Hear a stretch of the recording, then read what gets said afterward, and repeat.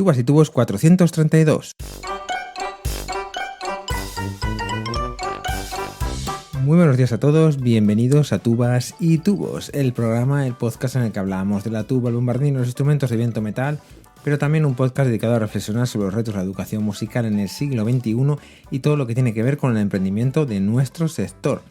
Hoy episodio 432 del jueves 30 de julio de 2026, en el que vamos a hablar de la gran ventaja oculta que tiene la tuba en si bemol y de por qué este instrumento actualmente es una de las compras más inteligentes que se puede realizar por un tubista. Pero antes y como siempre quiero recordaros que en davidtuba.com podéis acceder a más de 30 cursos con cientos de lecciones para aprender a tocar la tuba, el bombardino y los instrumentos de viento metal. Allí encontraréis formaciones dedicadas a la respiración, el sonido, la articulación, el registro grave, la práctica con la boquilla, el miedo escénico y otras muchas cuestiones que os ayudarán a mejorar vuestra técnica y vuestra forma de estudiar. Tenéis toda la información en los enlaces que os dejo en las notas del programa. Y abordamos el tema de hoy y este episodio surge a raíz de una pregunta que me hicieron hace unos días a través de un comentario en mi canal de YouTube. La pregunta estaba relacionada con la tuba en si bemol y con el motivo de el por qué durante los últimos meses o incluso ya varios años estoy hablando y recomendando cada vez más este tipo de instrumentos. Y creo que es una pregunta muy interesante porque actualmente nos encontramos ante un mercado de tubas en si bemol realmente sorprendente. Seguramente nunca hemos tenido acceso a tantos instrumentos de calidad por precios tan competitivos. Hoy podemos encontrar tubas en si bemol situadas aproximadamente entre el rango de los 3.500 y los 5.000 euros que ofrecen una respuesta, afinación y una calidad sonora que hace apenas unos años estaba reservada para instrumentos bastante más caros. Evidentemente esto no significa que todas las tubas en si bemol sean buenas, tampoco significa que la tuba en si bemol sea mejor que la tuba en do, para nada, porque no quiero convertir este episodio en una competición entre los dos instrumentos, ¿no? Entre estos dos tipos de tubas, porque creo que ambos tienen sus ventajas y sus limitaciones y su lugar dentro del mundo profesional. Pero sí creo que si analizamos la relación entre la calidad, las prestaciones y el precio, la tuba en si bemol se ha convertido en una opción muy difícil de superar. Y es que cuando una persona compra una tuba no está adquiriendo un instrumento para utilizarlo durante 2 o 3 años, no. Normalmente hablamos de una inversión que nos acompañará durante buena parte de nuestra vida musical. Por eso, cuando un estudiante, un músico amateur o incluso un profesional busca un instrumento, no debería fijarse únicamente en el precio. También debería preguntarse cuál es la relación calidad-precio que le ofrece. Es decir, hay que valorar qué prestaciones reales ofrece el instrumento en relación a lo que cuesta.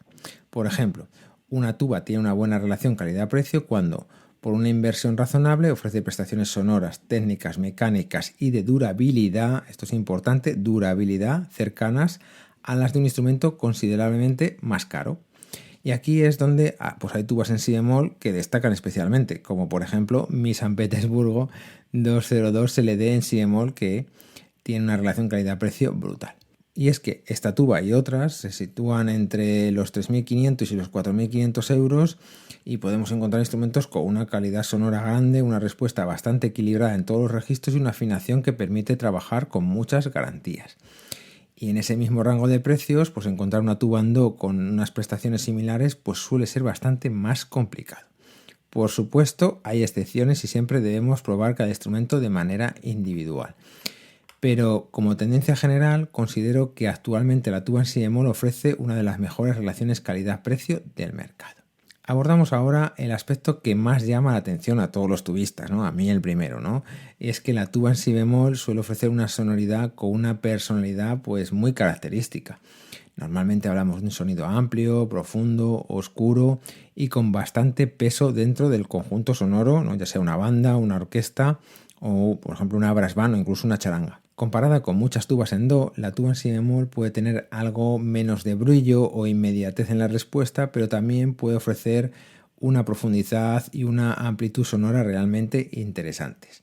Por supuesto, esto no significa que todas las tubas en si bemol suenen igual. El tamaño, el diseño, la campana, el taladro, la maquinaria y por supuesto el músico influyen muchísimo en el resultado final. pero sí existe un carácter sonoro asociado a este tipo de tuba que puede encajar muy bien en bandas, agrupaciones de viento, brass band y en otros muchos contextos musicales. Y hay que reconocerlo, este tema sonoro es de gran importancia para muchísimos tubistas, ya sea que toquen en bandas, en orquestas o en charangas. Y yo soy el primero aquí que levanto la mano, que esto es algo que por supuesto lo buscamos. Pero para mí la gran ventaja de una tuba en si bemol es algo que a priori puede pasar más desapercibido.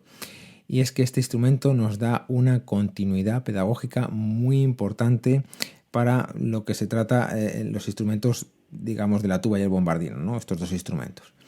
Y es que debido al tamaño de la tuba, una grandísima parte del alumnado que empieza estudios en un conservatorio o una escuela de música comienza con el bombardino.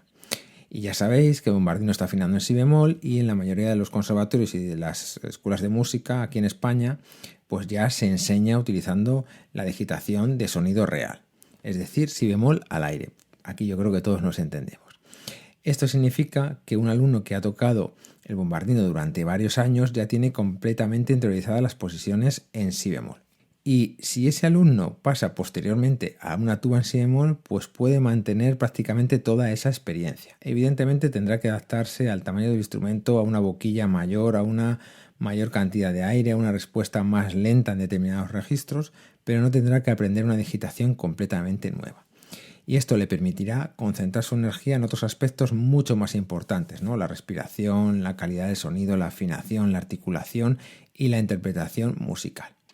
En cambio, cuando un bombardinista pasa directamente a una tuba en do, debe afrontar también un cambio completo de posiciones. Y os preguntaréis, ¿pero esto es posible hacerlo? Pues por supuesto es posible hacerlo porque muchos tubistas lo han hecho, pero requiere muchísimo tiempo, atención y muchas horas de práctica hasta que las nuevas posiciones se automatizan. Además, aquí hay un componente motivacional que a veces no se tiene en cuenta. Y es que cuando un alumno que toca el bombardino con un nivel de cuarto de elemental o primero de profesional se pasa a una tuba en do, de un día para otro se ve que no es capaz de tocar ni 4 notas seguidas. Y os aseguro que esto es impactante para estos alumnos que normalmente tienen entre 10, 11, 12 años, ¿no? Esto lo he vivido yo, que he hecho varios cambios a mis alumnos en el Conservatorio de Gijón y lo noté una barbaridad.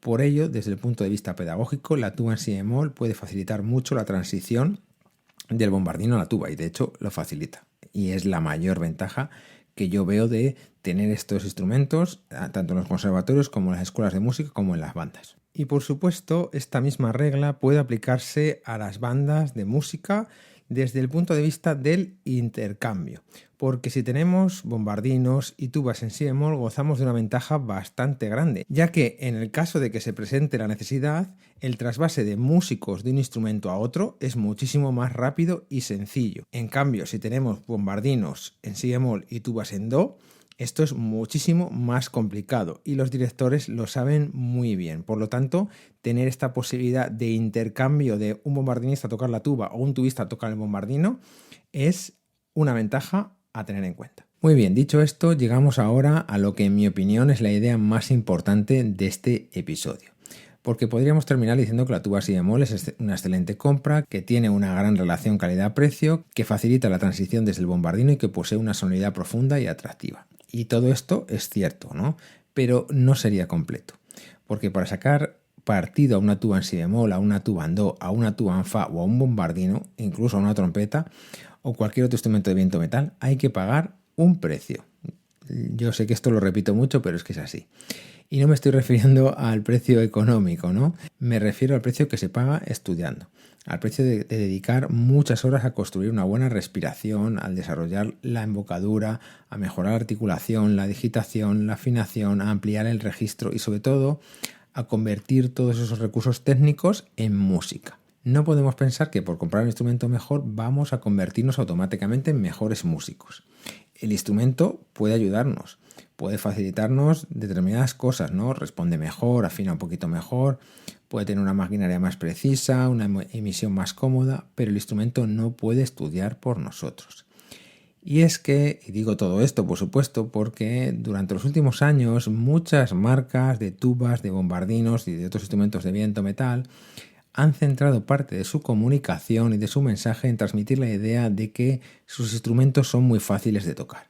Y escuchamos expresiones como este instrumento suena solo, todo sale muy fácil, tiene una respuesta increíble, con esta tuba puedes tocar sin esfuerzo, etc. Y debemos entender correctamente lo que significan estas afirmaciones. Un instrumento fácil no es un instrumento que nos permita tocar bien sin estudiar. Un instrumento fácil es aquel que pone menos obstáculos a nuestro trabajo.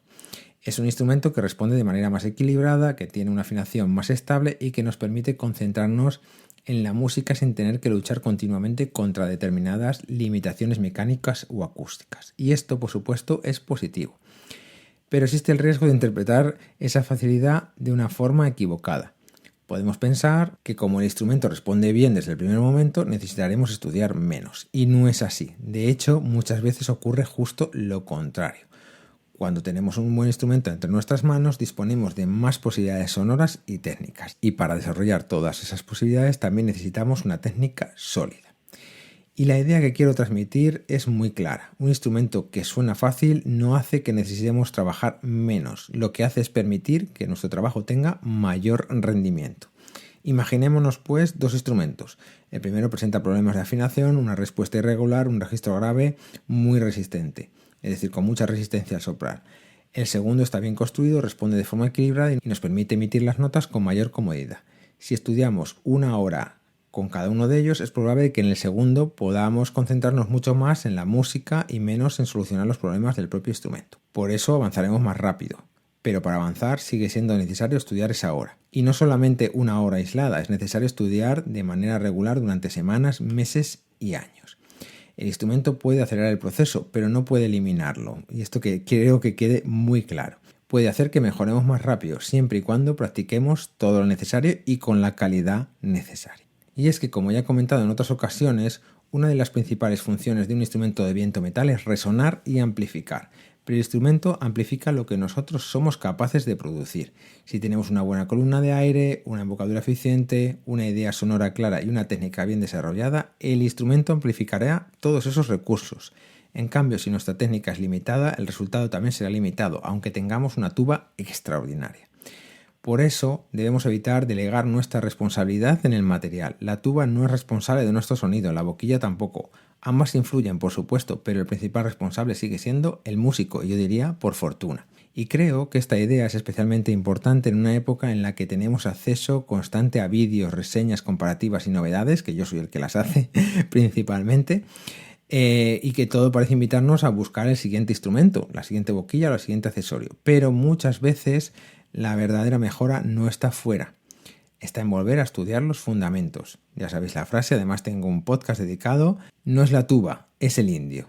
Por lo tanto, ¿considero que la tuba en si bemol es una de las compras más inteligentes que puede realizar actualmente un tubista? Por supuesto que sí, siempre y cuando esté buscando o hacer este cambio de do a si bemol o entrar directamente a una tuba en si bemol, porque creo que ofrece una excelente relación calidad-precio, una sonoridad muy atractiva y enormes ventajas pedagógicas, especialmente para quienes proceden del bombardino. Pero mi recomendación siempre incluye una condición. Hay que estar dispuesto a pagar el precio, y ese precio se paga no solamente con dinero, se paga con horas de estudio, con constancia, paciencia y con la humildad necesaria para aceptar que dominar un instrumento requiere tiempo.